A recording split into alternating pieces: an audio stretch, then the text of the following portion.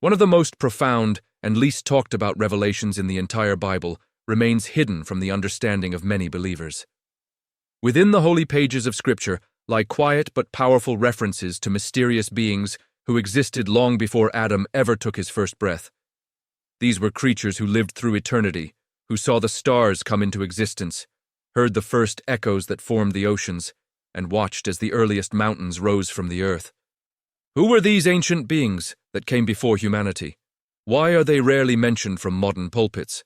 And what became of those beings who celebrated before the Creator as He shaped the boundaries of the world?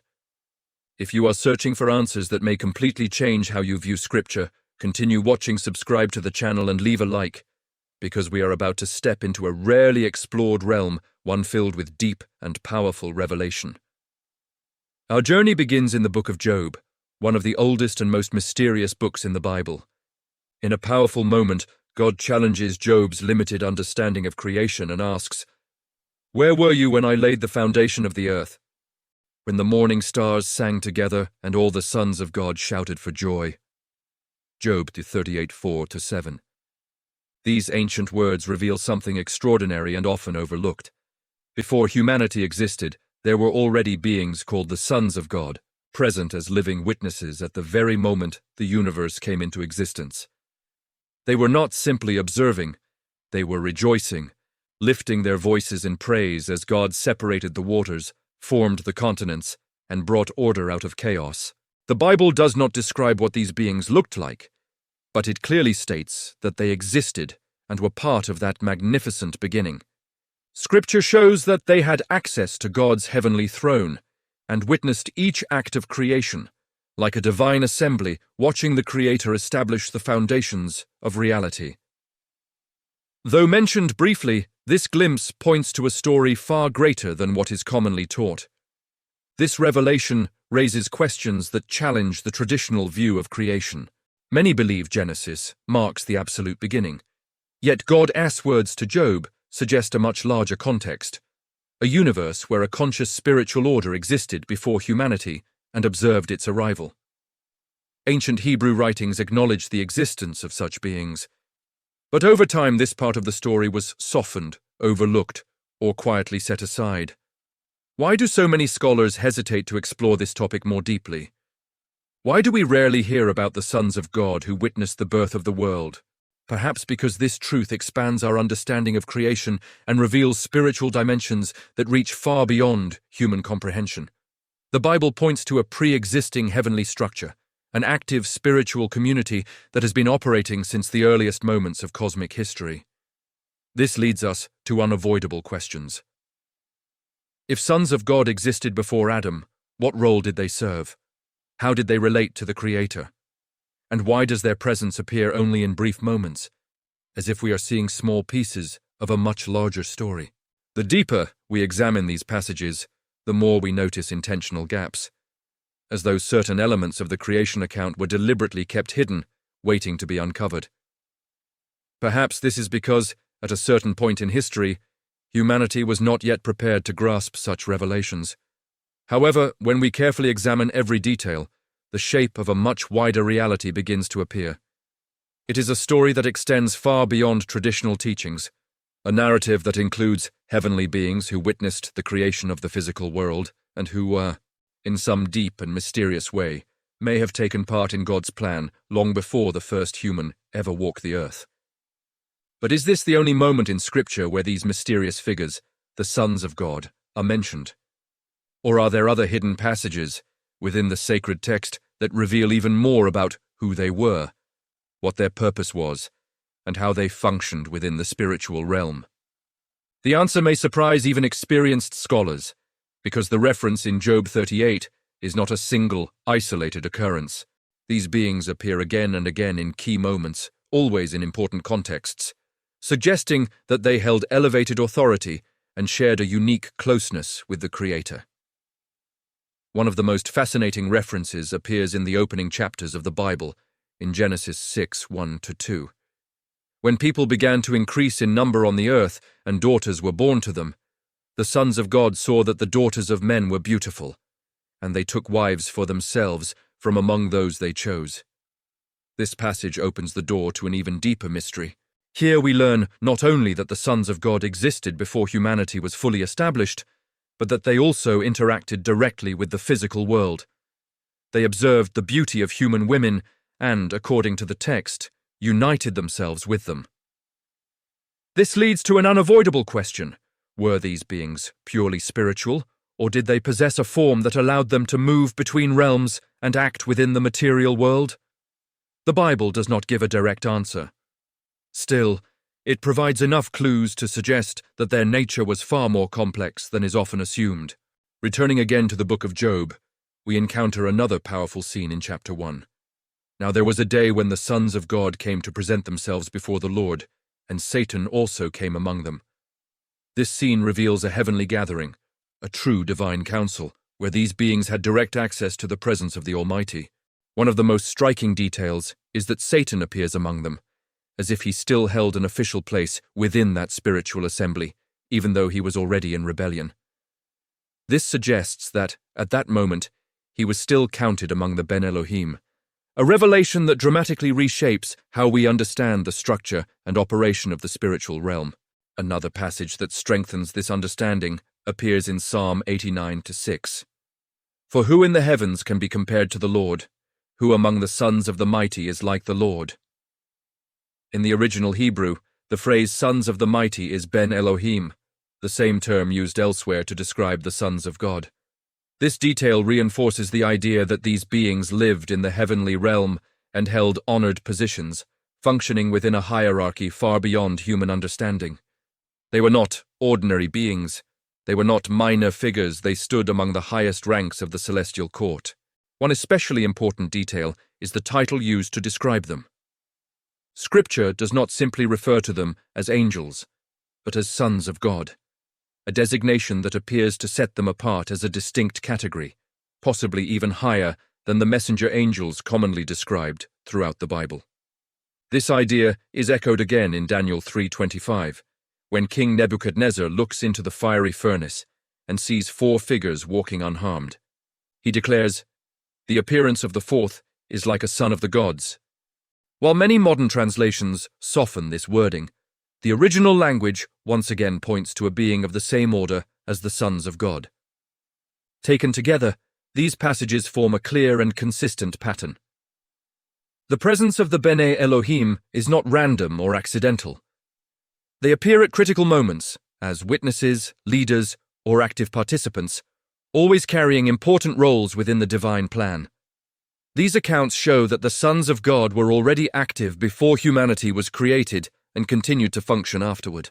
They existed in close proximity to the Creator and at certain moments intervened directly in the unfolding of human history. This brings us to the central question: who exactly were these beings? Why are they mentioned only at strategic points in the biblical narrative? What was their true role within the divine order? And why has their identity remained largely wrapped in silence throughout the centuries? As we move deeper into the study of Scripture, we begin to uncover fragments and clues that may help explain the nature of these mysterious sons of God and their place within the celestial hierarchy. Over the centuries, scholars, theologians, and researchers have devoted great effort to solving the mystery of these beings mentioned in the Bible. Many explanations have been proposed regarding their origin and purpose. Among these interpretations, 3 major perspectives have become especially influential, each offering insight into a different aspect of this ancient question that has spanned generations. The first is commonly known as the angel theory, which remains the most traditional view within Christianity. According to this perspective, the sons of God were angelic beings created long before humanity, angels who held elevated ranks and therefore participated in divine councils with direct access to the heavenly throne. The Book of Enoch, though considered non-canonical by many traditions, supports this view by describing the Watchers, angels who descended to earth and took human women as wives. This interpretation aligns with passages such as Hebrews 1:14, which describes angels as ministering spirits, as well as with numerous biblical accounts where angels appear in physical form, often so convincingly human that they are mistaken for ordinary men. This suggests that such beings have the ability to move between spiritual and physical realms, manifesting in tangible form when necessary. The second interpretation is known as the pre-existent souls theory. This bold idea proposes that the sons of God were actually human spirits created before the physical world existed. Supporters of this view often point to verses such as Jeremiah 1:5, where God says he knew the prophet before forming him in the womb. According to this perspective, there was a spiritual existence prior to earthly life, a state in which souls already lived in God's presence before being given physical bodies.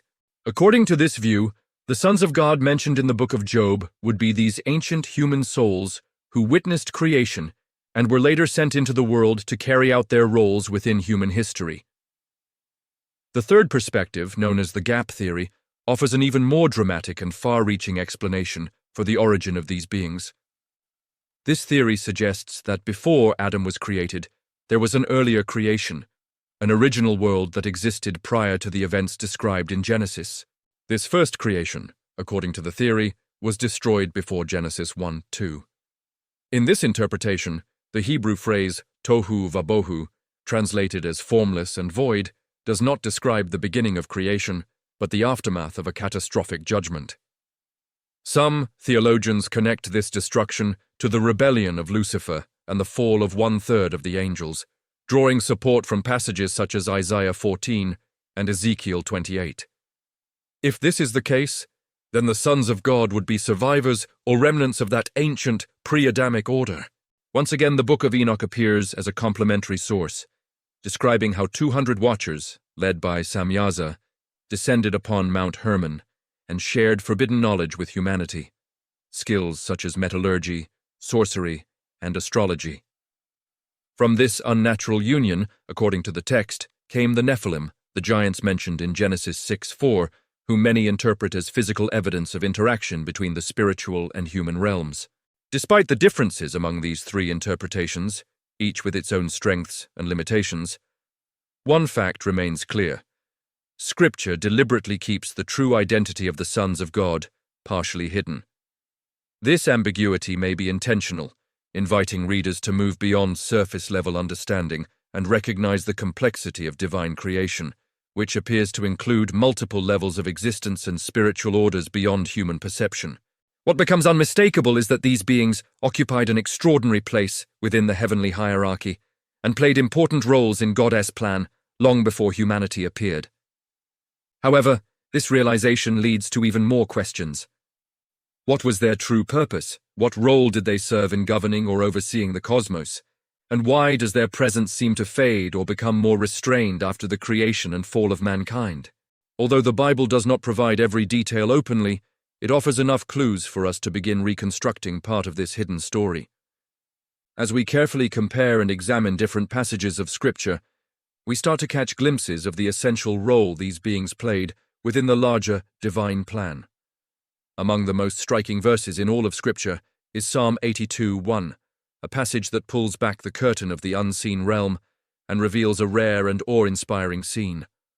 God stands in the divine assembly, he judges among the gods.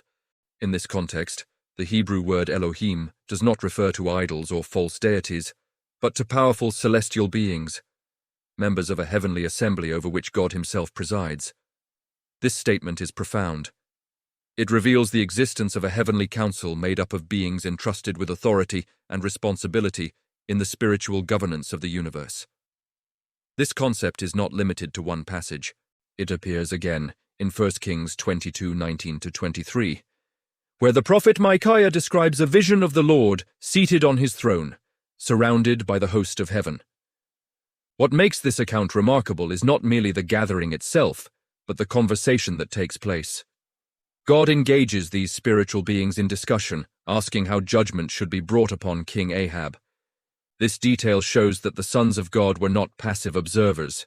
They actively participated in divine administration and played a role in events that unfolded on earth, all in alignment with the Creator's will. Together, these passages reveal that the sons of God formed a celestial court, serving as witnesses to creation, counselors within the heavenly realm, and executors of the divine plan. Within this exalted setting, we encounter another important figure in Ezekiel 28, the description of an anointed cherub, a being of extraordinary wisdom and beauty who walked in Eden and held a position of great authority. Many interpret this figure as Lucifer before his rebellion, possibly one of the highest-ranking members of this heavenly council. The rebellion of Lucifer, described in Isaiah 14 and reinforced in Ezekiel, marked a dramatic fracture in the divine order. His fall, followed by the fall of one-third of the angels, a symbolic event referenced in Revelation 12:4, would have left a significant gap within the spiritual administration of heaven. It is possible, then, that the creation of humanity was directly connected to God's intention to fill this vacancy by establishing a new administrative order within the cosmos. Psalm 8 declares that humanity was made a little lower than the angels, yet crowned with glory and honor. Genesis 1:28 further confirms that God entrusted Adam and Eve with authority to rule over the earth. This transfer of authority may explain Satan's deep resentment toward humanity. As one of the chief sons of God, he witnessed the moment when authority and dominion, once held by the celestial order, were entrusted to beings formed from the dust of the ground. The loss of this position may have fueled Satan's desire to disrupt God's plan and bring humanity into ruin, a goal he achieves by deceiving Eve and drawing Adam into disobedience. If the sons of God were so active before the creation of humanity, why do references to them become less frequent afterward? One possible explanation is that many of their responsibilities were gradually transferred to mankind. Where the oversight of creation once belonged to celestial beings, that responsibility was now given to the human race as part of God's greater design. This shift may have reduced their direct involvement in the physical world, though it certainly did not remove it completely. What becomes clear is that the fall of humanity was not only a moral and spiritual catastrophe on earth, but also a severe disruption to God's plan to establish humans as the new stewards of creation. This leads to an important question.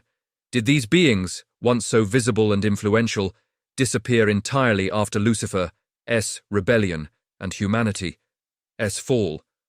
Or do they still in some way operate behind the scenes of history? Scripture suggests that their influence did not end. Rather, it took on a different form. In Daniel 10:13, we encounter a remarkable revelation. A heavenly messenger explains that the prince of the kingdom of Persia resisted him for 21 days, until Michael, described as one of the chief princes, came to help. This passage reveals the existence of spiritual beings connected to nations and governments, exercising unseen authority over entire regions. These spiritual princes appear to belong to that ancient order of the sons of God, some of whom may have aligned themselves with Satan's rebellion. This would explain both the resistance faced by the heavenly messenger and the need for Michael's intervention.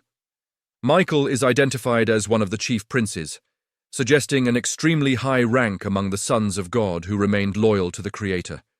His involvement in spiritual conflict reveals a complex and active hierarchy operating far beyond human awareness. This interpretation becomes even stronger when we consider Ephesians 6:12, where the Apostle Paul declares, "For we do not wrestle against flesh and blood, but against principalities, against powers, against the rulers of the darkness of this world, against spiritual forces of wickedness in the heavenly realms." Here, Paul presents a picture of an unseen war made up of multiple levels of spiritual authority. These are entities that continue to influence the human world in profound and often unseen ways. This passage reinforces the idea that although God entrusted the administration of the earth to humanity, the spiritual conflict never ended. It remains an ongoing struggle between faithful sons of God and those who chose rebellion.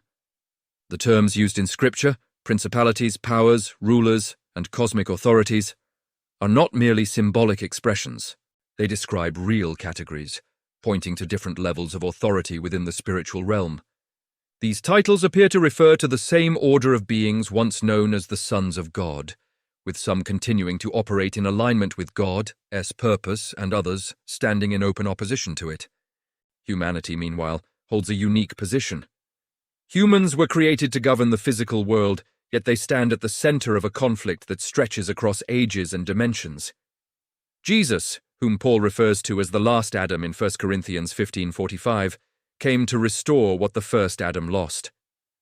Through his actions, calming storms, healing the sick, and casting out demons, Jesus demonstrated the kind of authority humanity was originally meant to exercise. He revealed dominion that was rightful, uncorrupted, and fearless. Through Christ, this authority has been restored to believers. In Luke 10:19, Jesus declares, "Behold, I give you authority to tread on serpents and scorpions, and over all the power of the enemy, and nothing shall by any means harm you." This statement echoes the original purpose established in Eden, humanity ruling with justice, discernment, and strength granted by God. Revelation 26 expands this vision even further, promising that the saints will reign with Christ during the millennial kingdom, serving as priests and rulers. This points to the complete restoration of the administrative role that once belonged to the sons of God. The revelation becomes even more astonishing when Paul states in 1 Corinthians 6:3, "Do you not know that we shall judge angels?" This declaration challenges all expectations, suggesting that the redeemed will one day exercise authority even over celestial beings, possibly including those who were once called sons of God, and now await judgment. As we near the conclusion of this vast cosmic story, an unavoidable question emerges. Are we, as humanity, living according to the purpose for which we were created? Or are we repeating the same mistakes made by the celestial beings who fell before us, falling into pride, rebellion, and forgetfulness of the Creator? Seen through this lens, the Bible reveals itself not only as the story of human redemption, but as the record of a conflict spanning thousands of years, a struggle involving beings who witnessed the foundations of the world and who, in some way, continue to influence its destiny. Perhaps everything we have explored so far is only the surface, the first layer of a much deeper mystery. There may still be hidden truths of creation and entire chapters of divine history that will only be fully understood when we finally know fully, even as we are fully known. If these reflections have resonated with you, be sure to watch the next video where we will continue this journey into the mysteries of creation and eternity. May God bless your life. See you soon.